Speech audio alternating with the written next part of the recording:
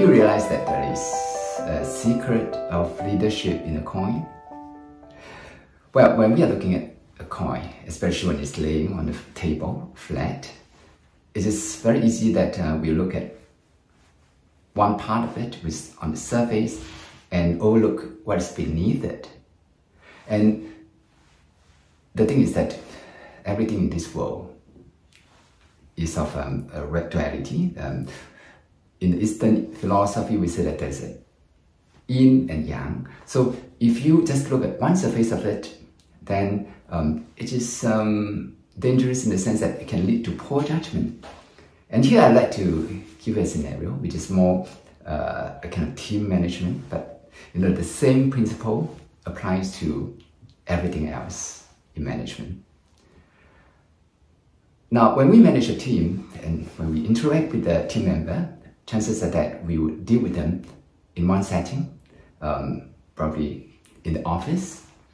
But there's only one way to understand your team member.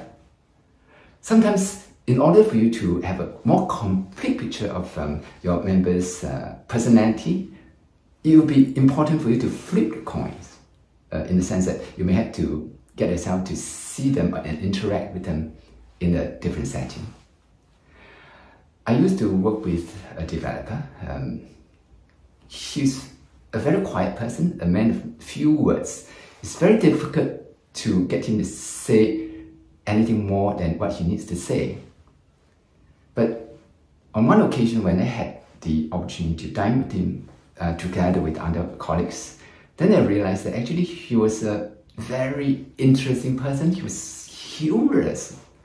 Had I not had the chance of seeing him on that occasion, then I wouldn't have a more complete picture of his personality.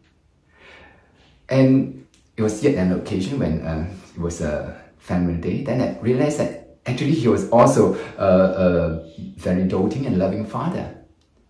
So by allowing ourselves to be on the different facets, it would give us different understanding of a situation. And that's very important for us as a leader to make judgment. But it is very important for you to understand that the world is not just black and white. In between black and white, there is a range of hues of gray. And in fact, besides the head and the tail of a coin, there are nuances in between. And so it is important that we don't go into another extreme, that is to just look at the extreme side of things. We need to look at the yin and yang. We need to look at the head and tail of coins. But it is also very important that we form the judgment by looking at something in between. But the thing is, if we don't flip the coin, we would not be able to have more knowledge or more understanding beyond the surface that we are seeing. I hope the story about the coin and leadership can be of interest to you, and do let me know what you think. And thank you very much for watching. I look forward to seeing you again soon.